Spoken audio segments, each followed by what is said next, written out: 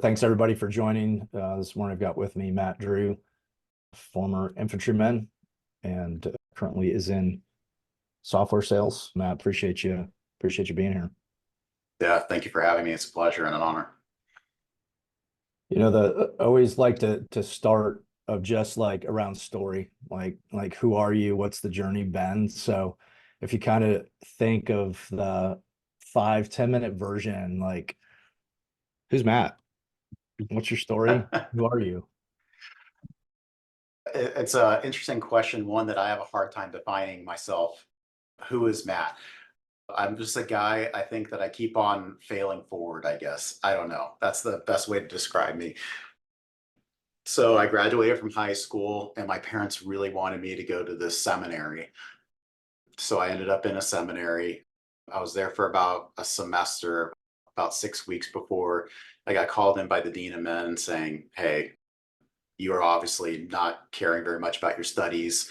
It would be better if you drop out now and, take basically a dropout as opposed to completing the grade at Fs, straight Fs." So I was like, yeah, it's a good idea. I'll drop out and then come back next semester, and never went back. So then I was pushing carts at Home Depot and ended up in the Army. That's where we met. So I was in the Army for about 3.5 years for active duty, completed my first contract, got the honorable discharge, and then ended up in the reserves for about a year or two, and then got picked up by a government contractor, go working overseas doing personal security for diplomats, ambassadors, things like that. Got out of that and started in corporate America. So got married along the way, a couple of kids. So I guess, who am I? Dad, husband, employee. That's about it. Yeah, no, thanks for that. Where do you live now? Des Moines, Iowa, God's country. Nice, nice. So a lot packed in there. If we go back to when you first joined the military, why'd you join? Why did you, if we put it this way, why'd you raise your right hand? It was something that I always wanted to do, but my parents never wanted me to do it. My dad was a Marine Corps captain. He was a tanker in the Marines, and he was in right after Vietnam. And he was actually in ROTC during Vietnam. So he knew that he was going to go over, but Saigon fell right as he graduated. So he never ended up going, ended up in Amtracs, and then went into Abrams tanks after that. But he got in when, force readiness was not a priority. And so he saw, uninvestment into the military. The people who were left over in the military were largely people who didn't have any other opportunity, right? So it was kind of a bad time to be in the military. And so he just said, "I don't ever want you to go into the military." And then after I got out of, so it's always been something that I always wanted to do. I always read about Vietnam.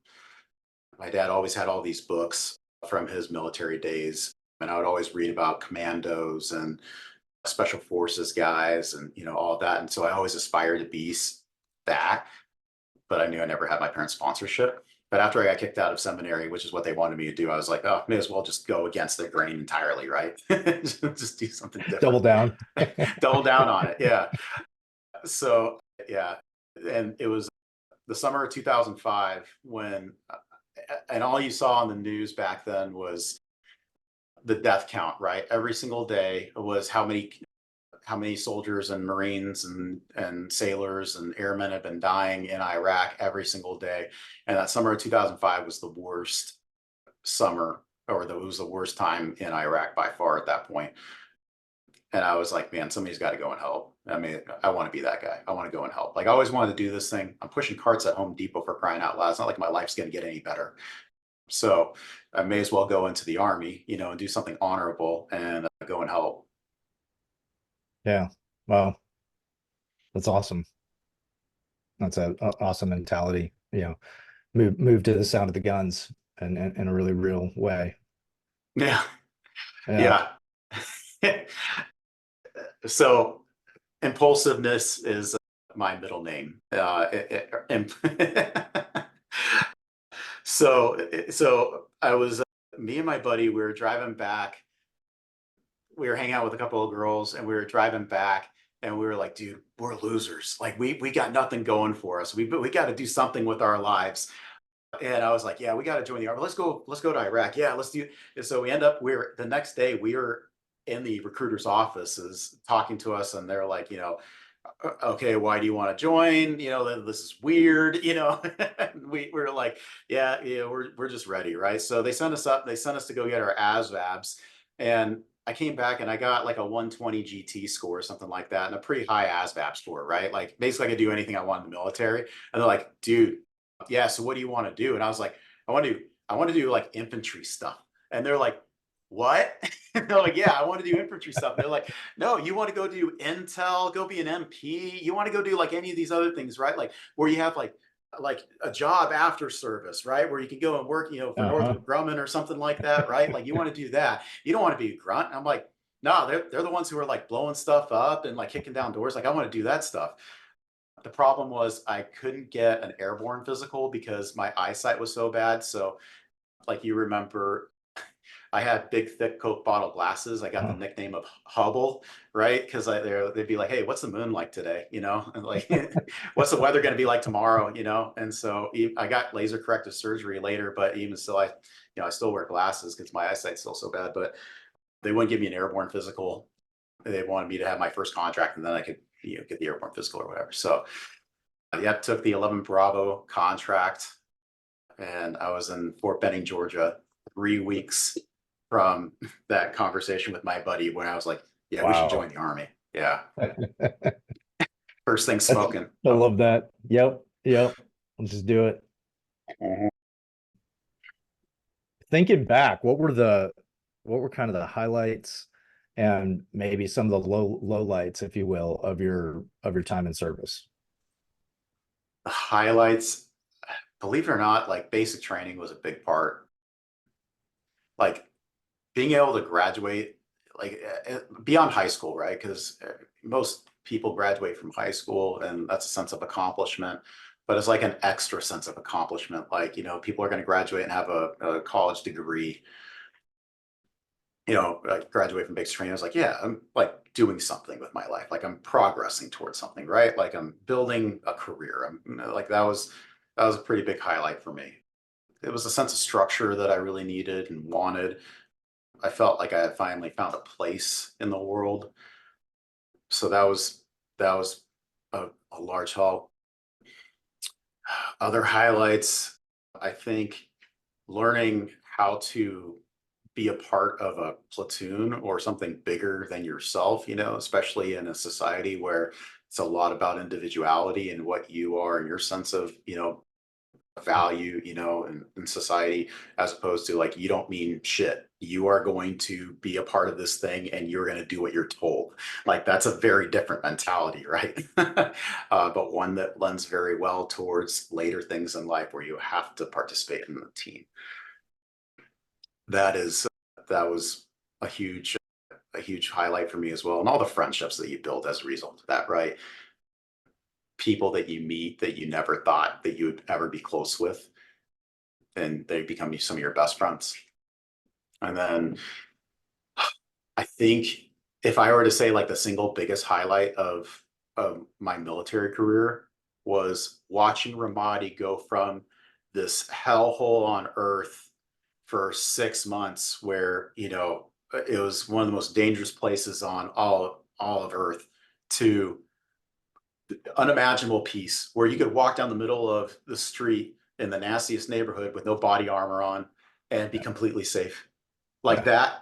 that is something that I don't think a lot of veterans have because it's the resolve of the problem. It's like the solution to the problem.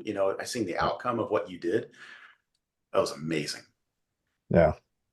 Yeah. Profound. Mhm. Yeah. Low lights. Oh man.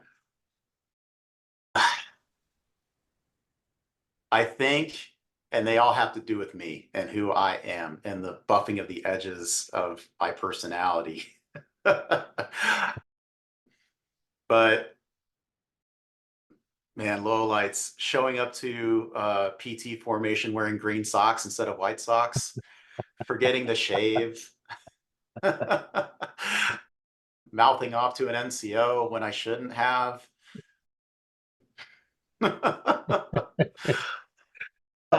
Oh. socks. That's awesome. That's good.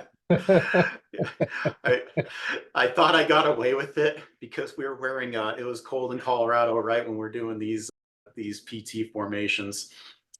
And I didn't have any clean white socks, and it's 5:30 in the morning. And the way my 19-year-old logical brain worked is that, well, I need to have clean socks. That's the most important thing. So I'm going to wear green clean socks and wear my pants over them. And then in formation, they told us, drop your long pants. We're going to be running in shorts. And I was like, no.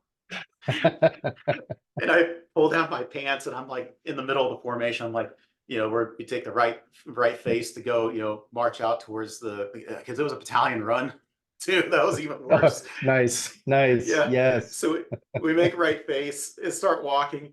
And then Staff Sergeant, gosh, I can't remember his last name. It starts with an H.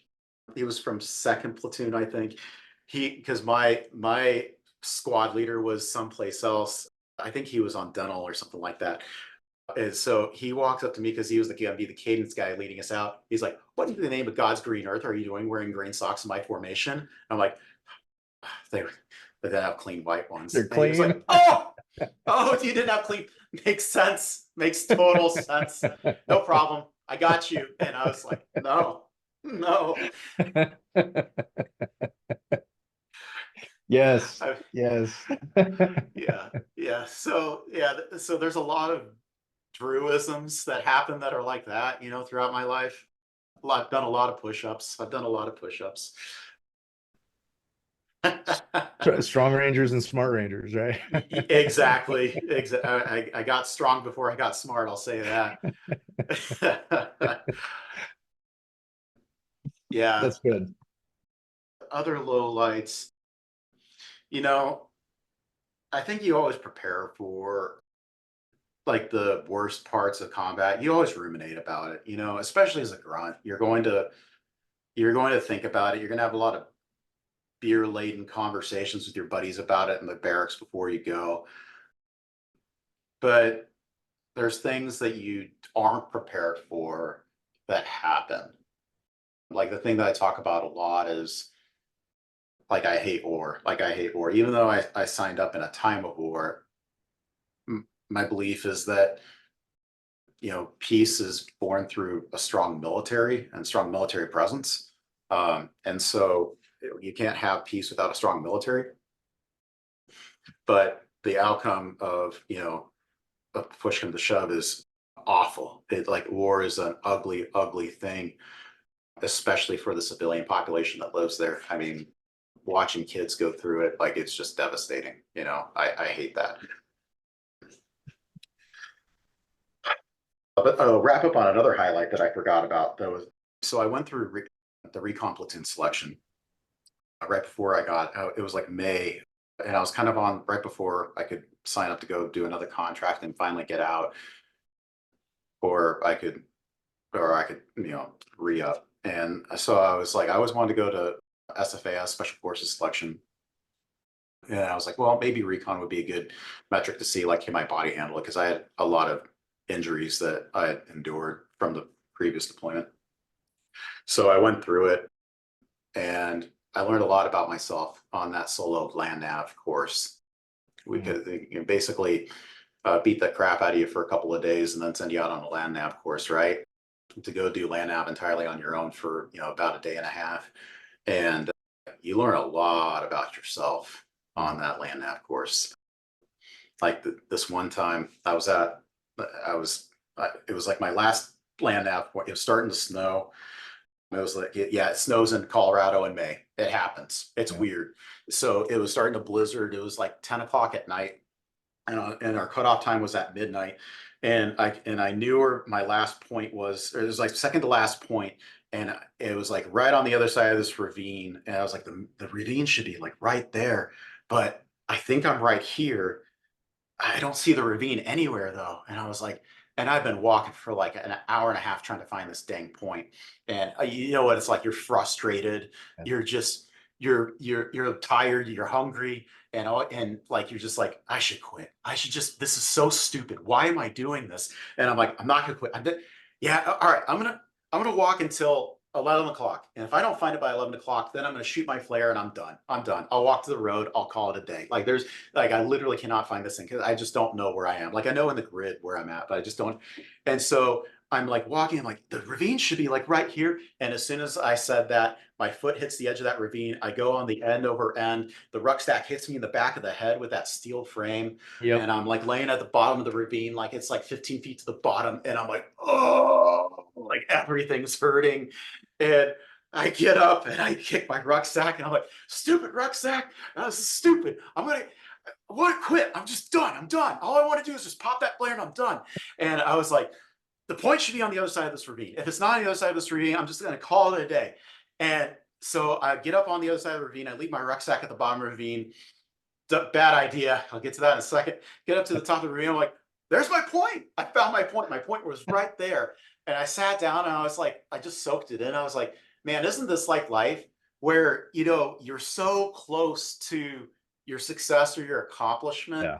Yep. and you were that close and you gave up? Like, that's the thing that I just like is burned in the back of my mind is like, as infantrymen, we never quit, right? That's like the thing that's just in the back of our minds for better or for worse. And Yeah. that example just burned into my mind about like how important it is not to quit. And then I had to go find my rucksack that was snowed in at the bottom of this ravine in the dark, So I made it back and I made it in the time hack. But yeah, that was a life lesson that I will never forget. That's awesome. I kind of forget about those like land nav experiences where you are, and I guess because like so much of like army training is as much as they can contained in terms of like risk and like, some ranges you go and it's like you're like, are we going to even be allowed to shoot? Right? There's so many like safety measures in place, right? Yeah. And there, but then you have these like other experiences where like, yes, we will just send you out on your own and I don't think it's overly dramatic to say your life is in your hands, right? There's ravines, there's weather, there's animals, right? And it's go forth, Right. And Without the security of an element that yes, you're moving within. just you, Yeah. just you. Yeah. Yeah.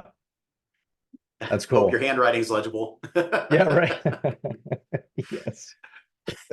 Yeah. Yeah. You learned a lot about yourself on the land nav course. I love it. Yeah. Yeah.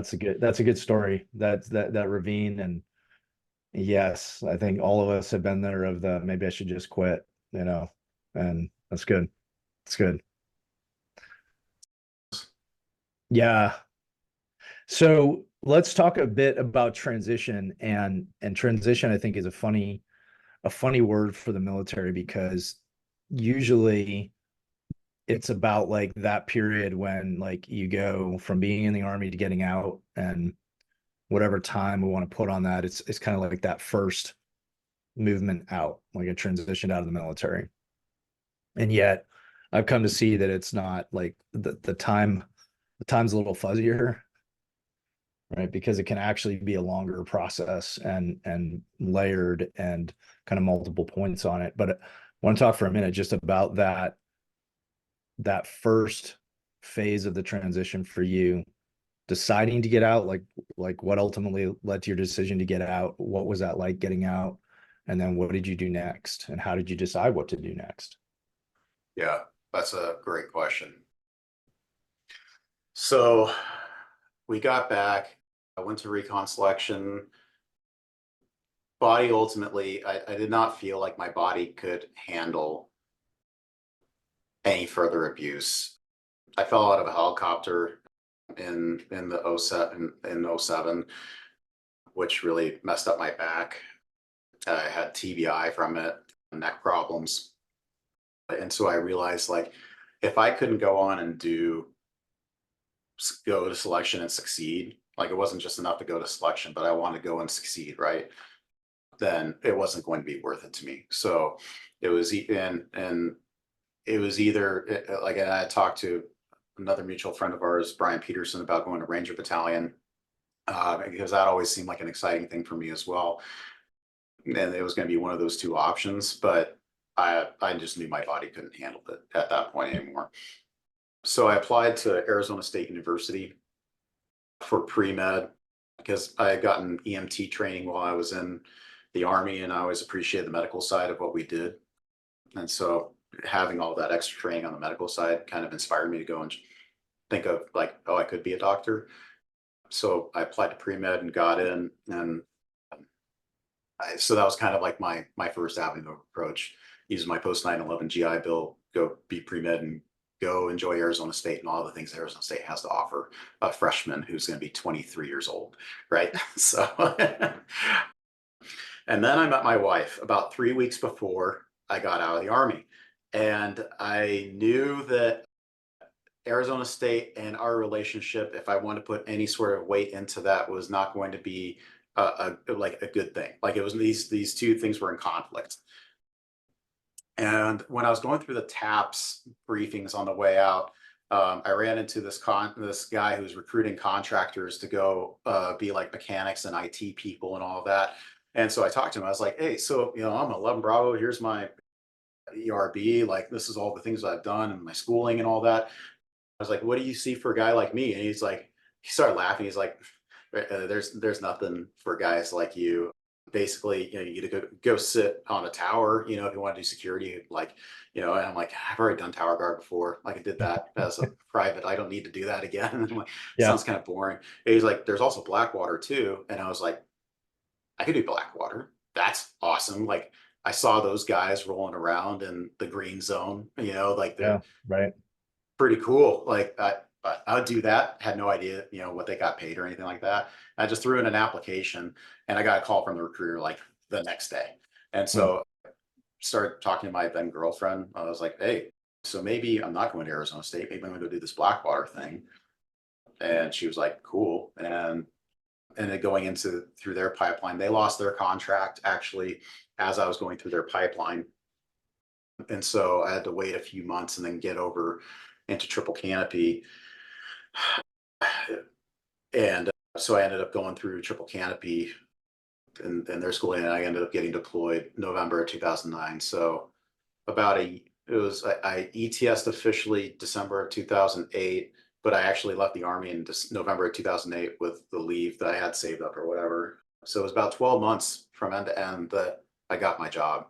And I was kind of doing the reserve stuff in the middle to, survive. But that was one thing I didn't realize about transition is like how long time the value would be from the time that you start trying to figure out what your next path is to the time that it actually may take place. So, Hmm. but Is yeah, some then of I that ended how up doing that. compressed like the military is? Because I feel like in a however long someone's military career is, you pack a lot into that, whether it's 3 years or 10 years or 20 years. And I think like time operates differently. You get trained, you're done X number of weeks, and you go to combat, and then you come back. Like all these like major life events, you compress them in this little like squished down time period. Yeah. Yeah. And then you're kind of on your butt, for a year and you're like, what now? Yeah. Right. Cause you're always used to like a high op tempo, right? Like Let's go. yeah. Yeah. You're on the range today for your team training. Then you're going to squad training. And next week after that, then you have, Yep. platoon, then you have company and then Yep. battalion. And then, you have the 3 weeks of rest and refit. And then you go to Yep. California for the thing, like Yep. there's always Yeah. something going on. And then you just Yeah. kind of like, there, I don't even have a place to clock in right now. Right. There's no place. So it's Yeah. tough. It's really Yeah. tough. Yeah. So you did Blackwater, and then how long did you do that for? Or excuse me, you did Triple Canopy. How long did you do that for? 2.5 years. Yeah. So I got on in November 2009, right as the military was starting to pull out of Iraq. They were still in charge of the checkpoints at that point in and around Baghdad and the Green Zone. And then the military finally pulled out in 2010, and then it was just us on our own in 2010. And had a few different jobs when I did that. So when I first started, I was on TST, which is the tactical support team. It's kind of like if you're a military guy, quick reaction force, QRF, for any of the teams that are out doing their stuff. So you wear flight suits, and you're in big up armored trucks with machine guns, and you're air mobile too. You might get on helicopters. It was pretty cool, but it was really boring because if you remember back in 2007, there was the Grade 7 incident, was what we called it internally, but it was called Nieswer Square outside of the industry. And the Nieswer Square incident is where the Blackwater TST Team 2-3, which is the team that I was on, was doing evac for motorcade that was compromised, and then they got into a firefight. So we weren't doing a whole lot back then, so it was kind of boring. But I moved off of that team, and then I went into another quick reaction force team, and then after that, then I got on different details supporting very important people around the U.S. government who would come into Baghdad, wear business suits and all that stuff. Like, it was pretty cool, like James Bond type stuff.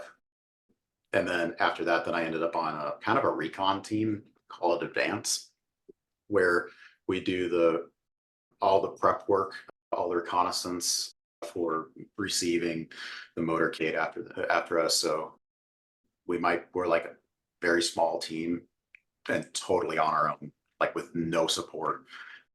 Like, it's like old school LURS stuff. It's pretty. Yeah.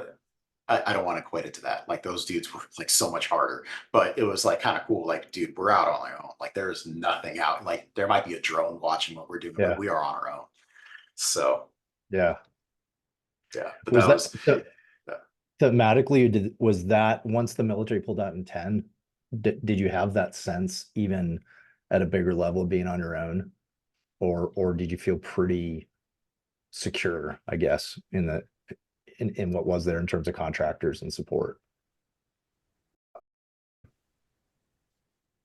so the Al Qaeda was kind of chasing the military out. Like, they wanted to make it, for optic purposes, make it look like they were chasing out the military. So they were freaking hammering us. Like, they were rocketing and mortaring us and taking pop shots inside of our compounds. I mean, like, the summer of 10 was bad. It was really bad. Summer of 10 was really bad. Like, there was like a period there from the summer when the military was doing like their last convoys out, where they were dropping rockets on us 3 times a day, every single day for 4 months inside our, like I couldn't even like go take my trash out from my hut Yeah. without getting rocketed, which is Yeah. another layer of stress that I never anticipated, because we never really saw that in Ramadi. Like, Ramadi was Yeah. a lot of, force on force fighting. That was another stressor that I never understood with Yeah. Ramadi.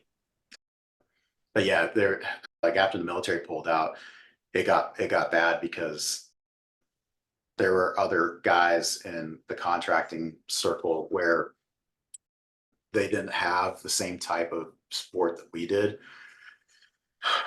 and they would be rolling back from mission back into the green zone, and they would get hemmed up by the Iraqi policemen for whatever reason, because they hated us, and they would make them try to bail out of the vehicles, and the rule was you never bail out of the vehicle because now you just Mhm. lost total control. Yeah. Um, but then they would pull up the tank up onto the hood of the car and start to crush the car, and so the guys start having to bail out, and then you guys would get the crap beat out of them. Like, there's one guy, he was almost beat to death. So it was, so like, they wanted us to know that they were in control. Yeah. Yeah. Yeah, but it was really bad there for a while. It got better. It returned more political rather than physical, but yeah, it was pretty shaky there for a while. Yeah. So you get back from deployments, what are you thinking in terms of career, what you're doing? Like, where's your headspace at? So I had no idea, like from where I was, all roads lead back to Virginia, like if you get into that work and that lifestyle and that job and you want to keep on progressing in your career, eventually you end up in Northern Virginia. And that really wasn't a place where I wanted to end up. It was like, because my wife was pregnant at the time with our oldest, who's now 12, crazy. But I didn't want to go back to I didn't want to go to Northern Virginia. Like housing out there was crazy expensive. I knew that I'd be deployed all the time. Or if I wasn't deployed, like I just wouldn't be home a lot. I just knew that that wasn't where I wanted to go.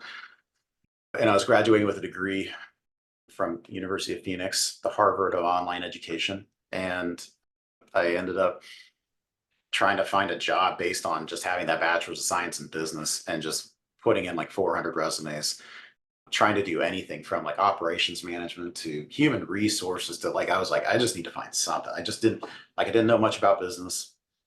But I just knew that I couldn't raise my kid over Skype. I could not go back to that job. Like, it was very, very dangerous. I didn't want to raise them without legs or, like dead, So I was like, I can't go back to that life. So I ended up not going back and just spending the next 3 months trying to find a job doing something. I interviewed for a small security company that was like doing badge access systems and video camera surveillance and stuff like that. Like they would install it. And I was like, oh, I understand that world. I could do that, I guess. I put in for the operations management job. And they said, yeah, you're not really what we're looking for on the operations management side, because we're looking for people who know how to manage like our techs and people who are installers and all that. But we think you could be a sales guy. And I was like, sales guy, ugh. Like I have to, like I'm just envisioning like greasy used car salesman, right? Like I'm like I don't want to be a sales guy. Like, all right, it's the only thing that I have, so I'll do that then. So that's what I did. I took the job offer. I think I made like 19 grand that first year. Wow. Wow. Yeah, with a wife and kid, trying to Uh, scratch and survive.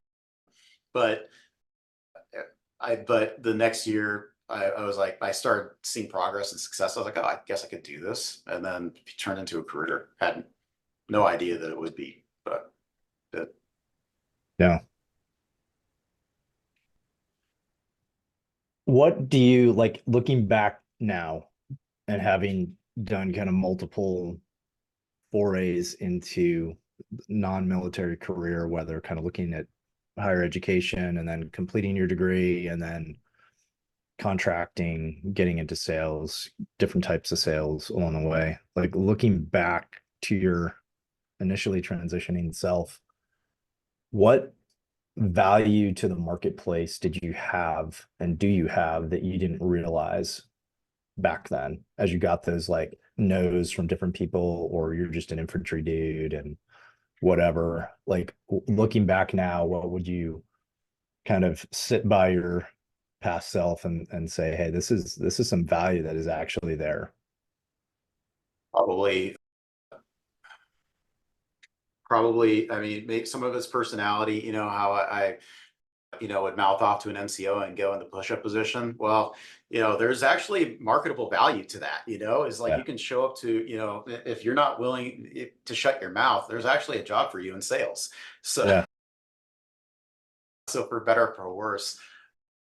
But I think like the things that, in the broad sense of what the military teaches you is the importance of prep work, like, preparing for the next day, preparing for important events, strategically thinking about the process that it's going to take for you to get to your goal. Like, how do you go in and explain a very complicated thing to a lot of different people so that they're all online with what you're trying to get them to do, right? Like 5 paragraph op order, like the basic elements of things that you can go and take to go and figure out, okay, this is my framework and how I explain something very convoluted and distilled down to the necessary points to go deliver it to these people. So there's a lot of training tools that you get from the military just like that are incredibly valuable. But it's like the resiliency is something that I think a lot of people miss out on. Is, if you think about resiliency and what it requires to be in the military, in a combat arms role, infantry, whatever, the same thing applies in business. Like, business is not an easy cakewalk, right? Like, especially as a business owner, and some days you're fighting for survival every single day. It's no different in sales, so now the implications are much different. Like, life and death are not the same. Like you have in the military, but the mentality that you have to bring to it is exactly the same. So I'm sure people will disagree with me on that, but that's a way that I've been successful, is I bring that mentality, is that, yeah, this is not life and death, but it matters a whole lot. So I need to put the same kind of thought process into it. Yeah, I remember talking with a business owner not too many years after I got out, who talked about kind of the weight of decisions and employing people, and compared it to, significant combat experience that he'd had. And certainly not diminishing the business side.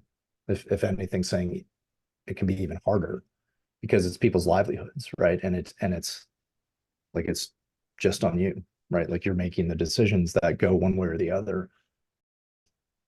And I don't want to overly, state that or misattribute the quote, but I think what stuck in my mind was like the weight and the almost like sacredness when you are part of the process to provide someone else their bread. Like, starting with, particularly in sales, with your own family, but then like you're part of something where, like, this is how people have a place to live, right? This is how people eat, feed their kids, invest in like hopes and dreams. And while that might not have the same, say, inherent physical risk of combat, it's still something really weighty. And I think, yeah, resiliency is absolutely applicable, right? Because it's, yeah, that same level of like, man, this decision now cost us this, or this change in events cost us this. And those are real conversations, real people impacted by it, or that could be. I think the parallel fits. Yeah. And I think, in sales, we tend to take a lot on in our emotions. And we say, oh, it's an us versus them thing, where, and it depends on in the situation, but sometimes you can be like, leadership just doesn't understand, or leadership doesn't understand how hard it is, or like, no, they absolutely understand how hard it is. Like, that's why they're making the investment in you. But the reason why it's high ceiling, low floor is that, like, basically it's cash out of pocket to fund you until you start funding yourself, and then start creating value for other people so that you can start paying other people, right? And so you can kind of create that flywheel. And you might only get a quarter or two to start executing before, because they just literally can't fund you anymore. So yeah, it's a lot. I only have this much weight, on my pie chart, like they have the entire thing. So Yeah. I heard, I was LinkedIn in the last, might have been this morning, but last 24 hours, I saw a post by a veteran who basically, somebody had challenged him on, he'd shared an example of doing something like really high risk, and said, like, how does that bridge like to the business world? I said, well, I was making database decisions in a high threat environment, and my proof is I have all of my fingers.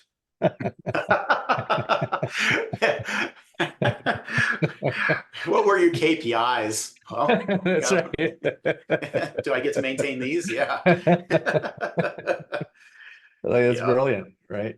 And I would say it's still, I would by no means claim any level of like, expertise, that I'm an expert in like the translation of, the military schools to the job force. But I think there are probably an innumerable innumerable amount of little things like that, of where the business terminology may seem different, or maybe like, oh, this is like a really important thing to do. And it's like, those are embedded often for the military, often are embedded even more so for those who've served in combat, like database decision making. Well, yeah, that's why you send reconnaissance, right? That's why you do. That's why, paragraph one includes an enemy situation, right? It's all about getting data to make the best decision. We don't think of it specifically in those terms in the moment in the military, but that's what that is, right? And you're very objective in that. I think that there's always a challenge in translating your experience to the customers or the employer's need, because they're looking in this box of like, does it have this checklist of things that I'm looking for? And you're probably not going to make 9 out of the 10 checkbox things that they're looking for, because it's ran by HR, and HR has, their, legal things that they have to maintain, right? HR does not stand for human resistance. Like, they actually have Right. like a very important job in the company. Like, they have a legal mandate. Like, it's a very Yeah. challenging job. But like, they're looking at this checklist of things like, do you have this? No, why? Okay. Like, so what do you bring to the table? And but the hard part is you don't know how to speak their language, and they don't know how to speak your language. So you have to figure out like, what are the things that I can go and map to like this outcome. So I think small, medium-sized businesses are a great place for you to start, because there's not as much HR in those Mhm. organizations. Yeah. So you can Yeah. actually have like, hey, this is a real dialogue that I can have with you about how things work, and where I come from, right? Because in big businesses, the experience of a lot of people who work there is that today is the same as tomorrow, is the day as the next day. Like, they kind of show up and they do the same thing every single day, right? As a small medium business owner, every single day is completely different. It's different. Same Yeah. thing in infantry, or Yeah. like, how do I tell you about what I did like in Yeah. 3.5 years? Like, where do Yeah. I start? Uh-huh. Yeah. Yep. Constantly changing, constantly moving towards the mission. And the way that you do that may differ from day to day. And then the mission may change completely out of the blue. Absolutely. And then you're Absolutely. adapting to that next change of mission. And that's where I think like you're calling out like resilience and adaptability, like all of that is like absolutely part and parcel to the journey for many who've served in the infantry or served in combat, for sure. As you look at the years, what was challenging for you in your service, and then in the aftermath of your service, and in doing some of the contract work, like whether that's in terms of like the dangers, the risk, etc., or just in terms of like wearing different hats, and not becoming a different person, but having different roles, right? And different experiences. Like what's been challenging for you as you look back? Well, there's blissful ignorance in being a 19-year-old who doesn't know any better, right? So there's value in that.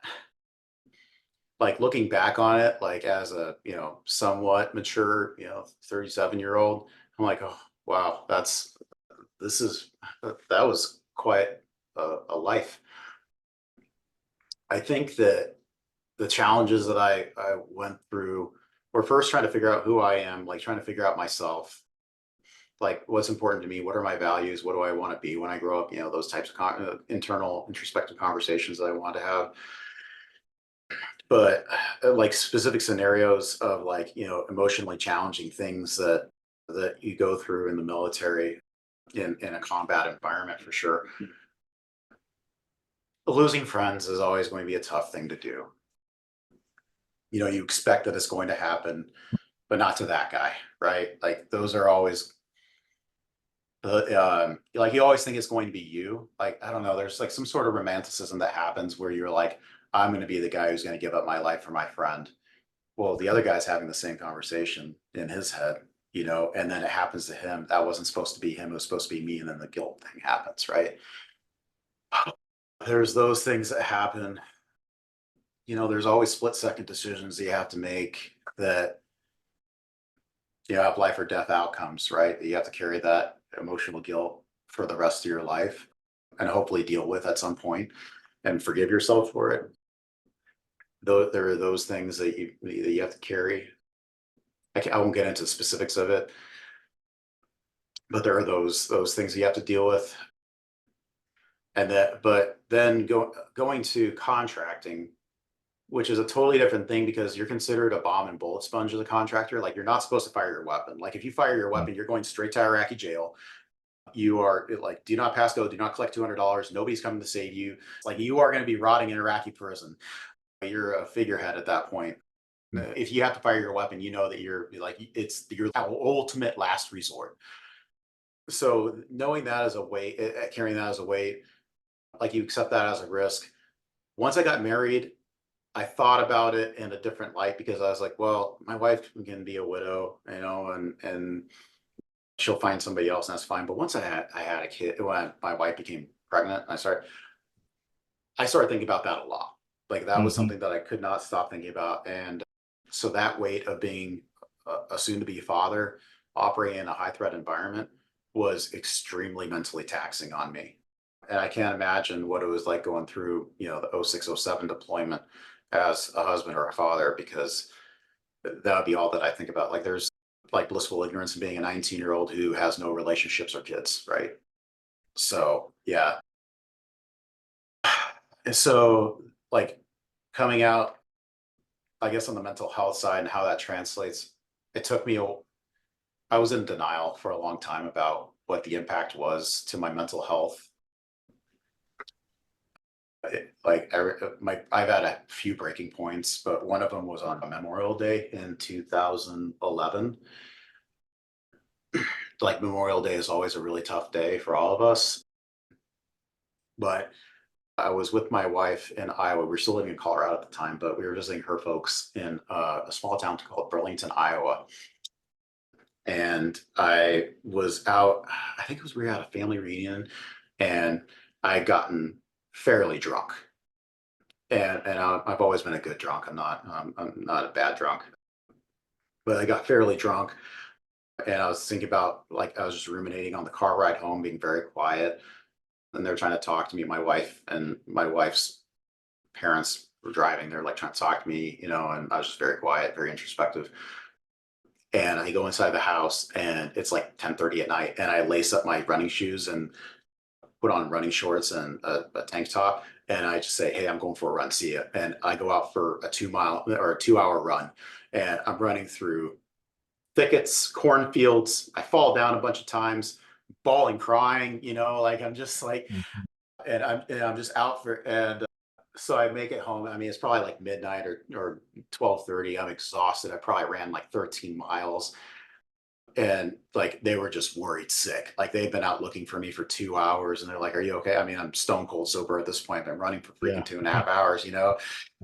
But I was like, "Oh, it's good." I just, you know, I had to get it out of my system. Trying to be cheery, but like, there's just signs of that were like I was starting to crack, right? Yeah. Um, and then so there are elements that would happen. I was on Ambien for like 7 years because I couldn't sleep because nightmares were so bad. And then like I would always drive, like I'd drive through my neighborhood. Like this is after, you know, my son had been born, and he was like two and a half. And I always would see him playing with his friends, or like go drive by and I'd see kids playing in front, and it just like internally freak me out. And it would just make me feel at a real emotional, I can't explain it. I was like, and it was like maybe 6 months later, Sergeant Williams, Sergeant Will is what we called him. He posted on Facebook that he had gone to a veterans resource mental health counseling thing, and how much better he felt. And I'm like, well, that guy is awesome. Like, if there's, I really respect that guy.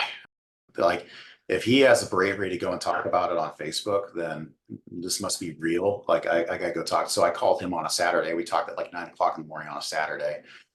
And he told me all about like, his struggles. And I was like, all right, well, I'm gonna do it. Well, I just didn't have the courage to do it for like 6 months. And finally I just like hit a wall. I was at work and I was like, I can't anymore. I can't. Like I gotta do something. Like this is so miserable. I just can't handle this anymore.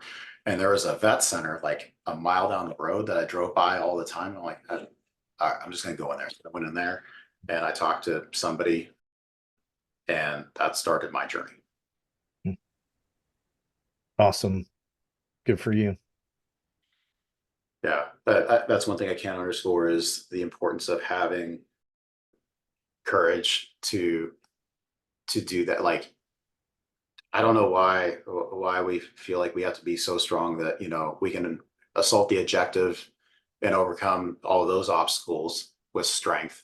Why can't you, like, not you, but like, why can't I consider the vet center as my objective and go and assault that objective, right? Like why can't I have the same, because I have to admit something. I admit Yeah. that I have a problem. That's hard. It's really hard. Yeah. Yeah. And I think it's some of it, certainly not all of it. I think there's multiple reasons because lots of folks don't like to walk through the doors of a counseling center and say, hey, I need help for something, whether they've been in the military or otherwise.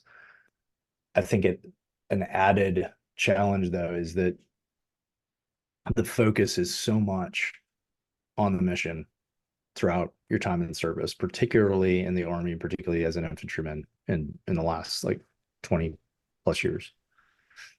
And to shift into like my journey is now kind of the mission, more or less, is like a really hard shift. And this is not just mental health, but even I see it in like VA ratings, right? And acknowledge, because it's always like, well, suck it up, right? Or like we both know people who have had a quantifiable injury and they say, I'm not treating that because I'm going to go on the deployment or I'm going to go out on the next mission because I choose not to be absent from the team, right?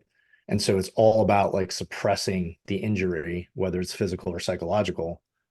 And then we get out and, well, no one, like there's no like new rule book, Yeah. waiting for us to shift and say, here's the playbook now. That's a hard transition, right? Because it's imprinted, and you think about too, get in the science of it, our brains and how our brains are formed. You're like as young adults having this imprint in those kind of final years of the brain being imprinted of like, this is how you do, right? You suck it up and you only seek help if you're like missing a limb, right? Or it's broken. Well, there's like to that point, like there's so much negative reinforcement on that in the military because like number one, like in the back of our minds, we're all like, we can't miss going on the mission, right? Because Yeah. if something happens and I'm not there, I can't handle that, right? So I Yep. got to be there. Yep. So there's like that mental obligation on that. And then two, there's like this, we all joined for the adventure and the fun and doing the Yeah. cool guy job, right? Like I think that if there's opportunity to go have a lot of fun on that mission, like we're not going to say no to that either, Yeah. And then number three, the negative reinforcement is like there's all the guys that we knew, like I'm trying to remember his name too. He's another staff sergeant, but he was missing these three fingers because on the prior deployment he had his hand up over on the other wall, and the sniper hit his finger and blew off his fingers. Oh, I mean, missing three friggin' digits, and he's yeah. still on Right. deployment. Like, like Yes. Yes. we mess with him and be like, "How many days are there in the week?" And he'd always be like Yeah. this.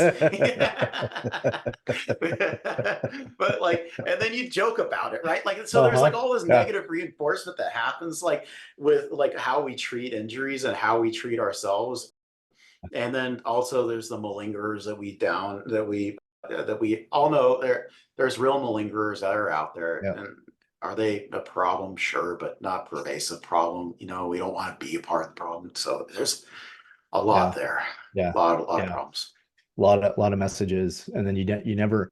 It's not just like I don't want to be that guy of like a malingerer, but like I don't want to even get close. Like it's like your ravine, right? I don't even want Right. to like be within a half a kilometer of the edge of that. Because Like your reputation is everything. Like yeah, yeah, your reputation inside of your platoon to your company to your battalion. You yeah, know, you get sent from this battalion to the other battalion. 10 people have already called your battalion asking what kind of yep, guy you are before you get there, right? yep, Like, yep, yep. That's social. Yeah, yeah.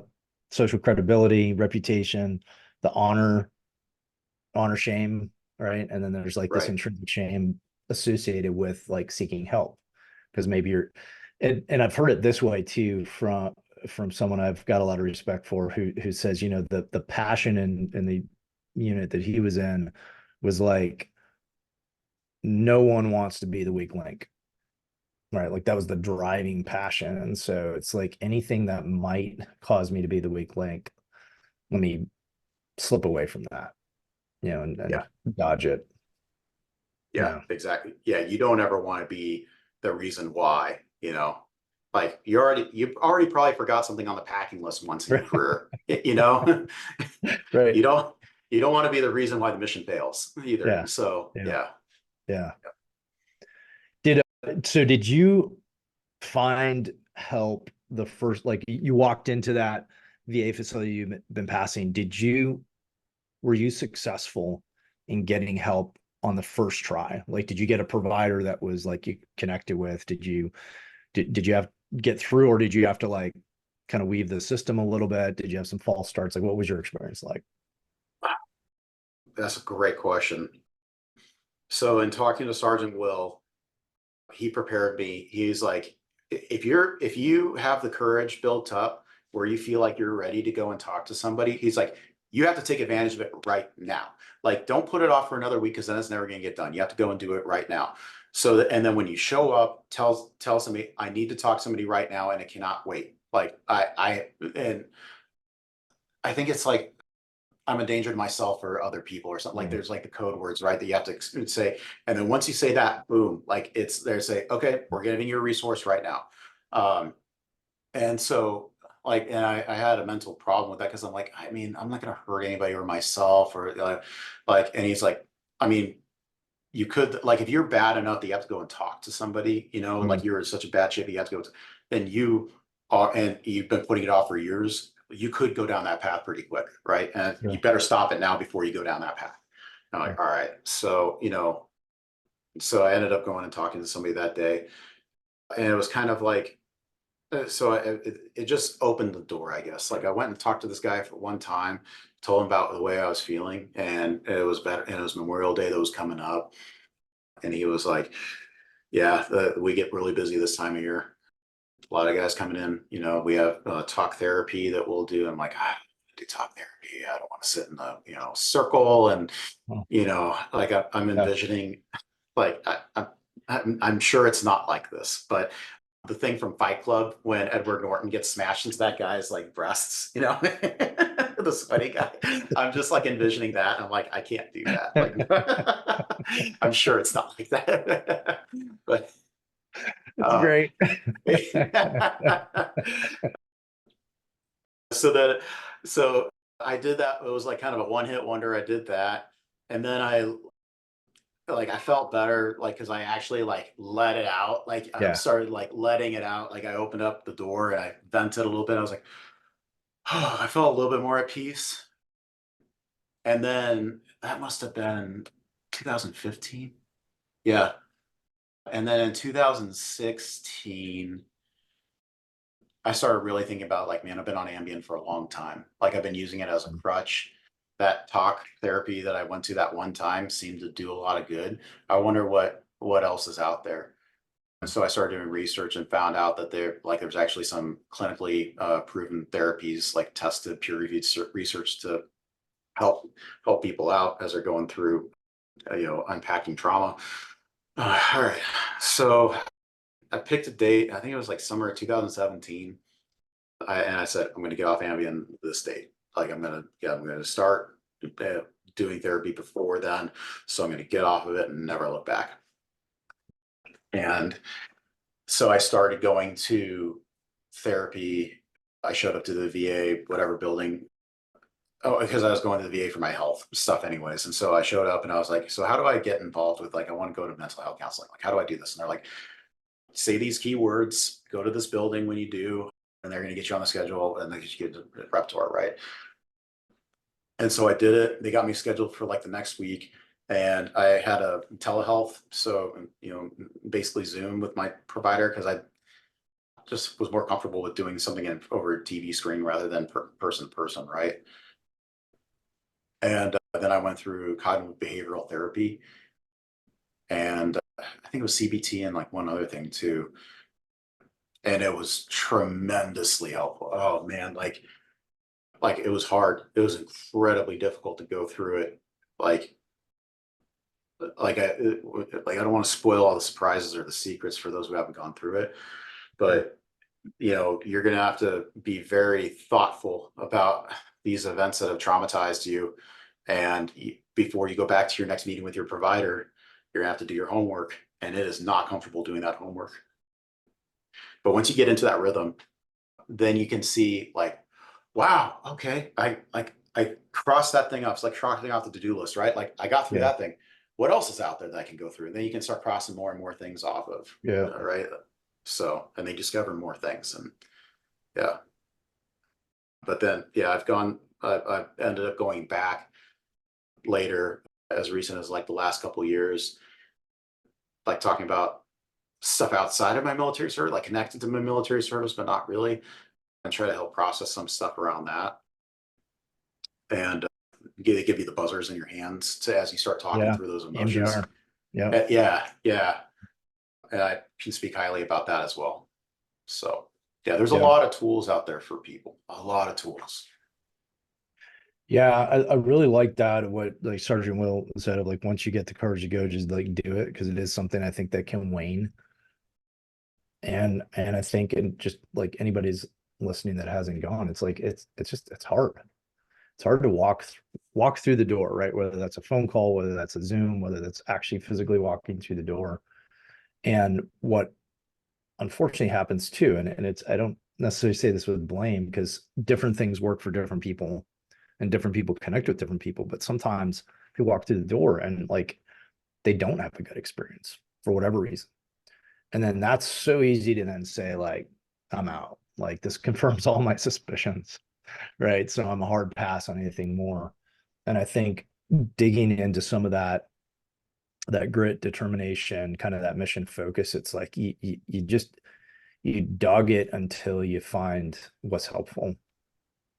And like I know people who EMDR, for instance, has been incredibly helpful. I know people who didn't do a thing, right? And it's there are thankfully so many different modalities and ways. And I would just say like don't give up. And I think it goes back to that, like you said, resilience earlier. It's like commit to it, just do it. Hopefully people get a good experience, but like when they don't, keep pushing, keep pushing.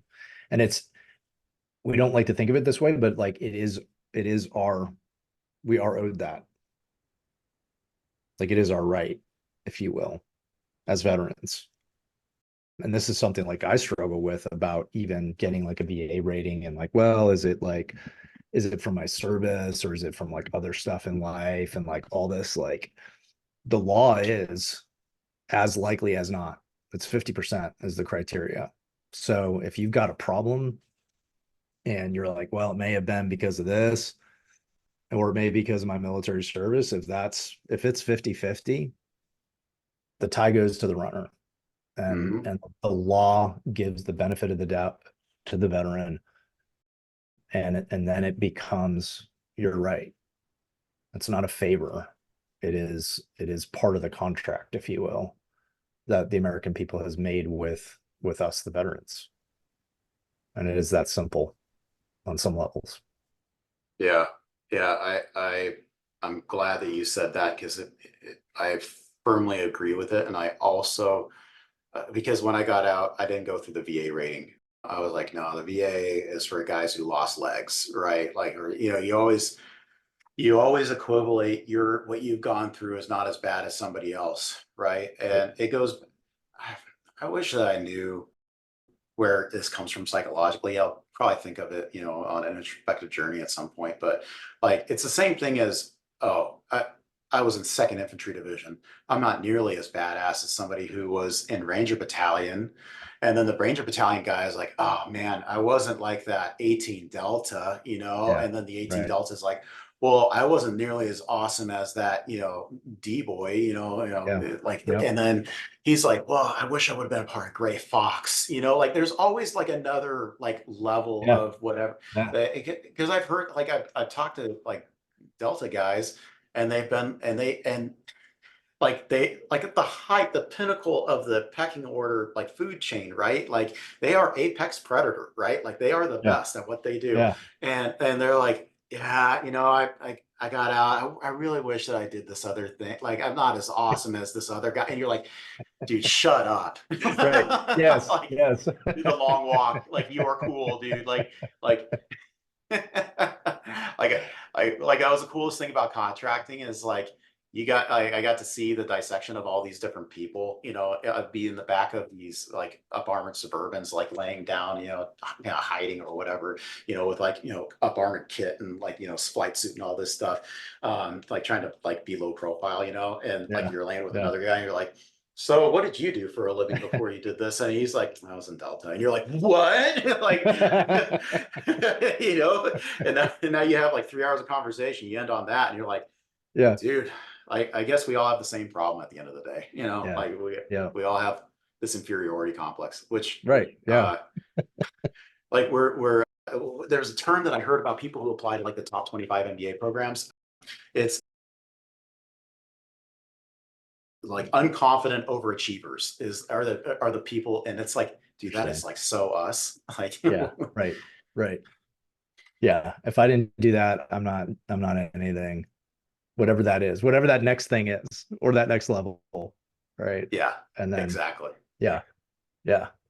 Yeah. And it's kind of like it's in the water. It's like it's like the other things that are kind of embedded in us where, yeah, I have to be at some level of performance, like being at the apex, or when it comes to like injury, if I'm not missing at least half a leg, then I don't count. Right. Right. Or if I'm not so debilitated from psychological trauma that like whatever threshold we put up for ourselves. And it's like, nope, actually those benefits are for you. Doesn't Yeah. matter. Yep. Doesn't matter. Yeah.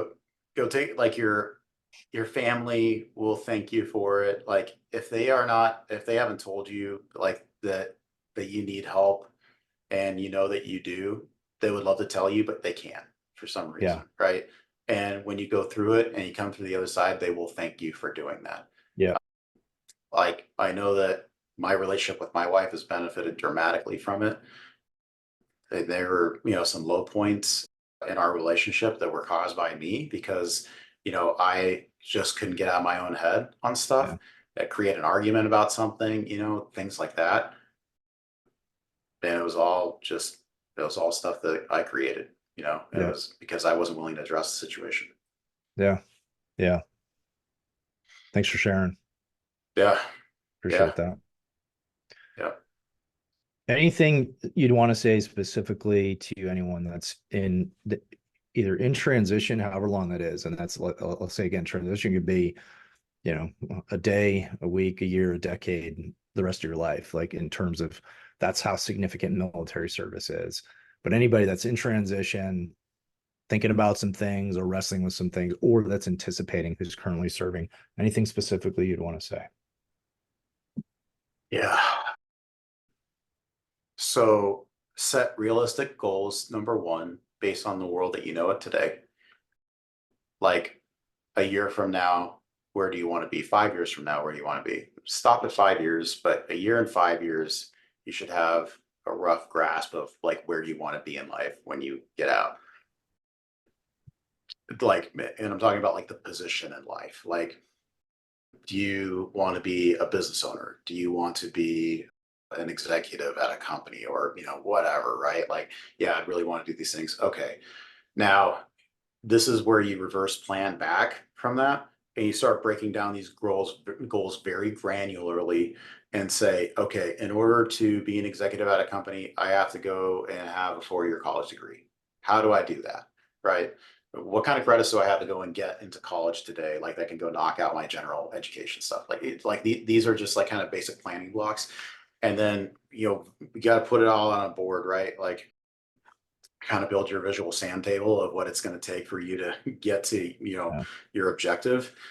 Create phase lines, and then make sure that you document it so you can celebrate when you cross that goal to that goal to that goal. And then you can look back and be like, because I think the problem that a lot of guys get into is they say, the trap is, I want to make 6 figures a year. Mm. I'm gonna get out, I'm gonna get that job making 6 figures a year, right? And then you go out and you're like, oh, it's hard making 6 figures a year. You don't realize, Yeah. so like like, oh, that job that you thought you didn't qualify for, oh man, so what's plan B, right? Like, what's Yeah. your contingency Yeah. plan, your tertiary plan, like all those, like you have to do all that different types of stuff, and make sure that you celebrate your wins along the way too. Those are the things, like the answers are, all in the training that we've had, where, how you do that reverse planning cycle. Just make sure you do it. Mhm. What would you say to somebody that like doesn't know? They're like, man, I don't know what I want to be doing in 5 years. I didn't know what I wanted to do either. And then, the other thing is, nobody wants to go be in private all over again, right? Like, you get out of the military, and you're basically back in corporate America, and now you're a private again, Mhm. where, maybe your opinion doesn't matter as much as it used to, like, Yeah. Yeah. Yeah. people clock out at 5 o'clock and they're not going to answer your call, like those types of things, Yeah. So, like, where do you fit? Like, I think that, talking to your network and seeing like what they do, where they go, like, don't try to live their life or do what they do, but see what you like about it, and then go and see where you can attach on. But just get your foot in the door. Go try it. Like, if somebody's like, yeah, I found a job for you answering phones for an insurance company, in the call bank. All right, just go do that, and then Yeah. learn everything you can about the company. Consider it like a full paid internship where you learn everything about that company, and then see what you like. Like, that's why I think small businesses are awesome, because small medium-sized businesses is because like, you can see so much of an organization from there, right? Like, you can be like, Yeah. I really like finance. Cool. What is Yeah. it going to take for you to get into finance then, right? Like, those are the kind of things you can do. Yeah, that's good. That's good.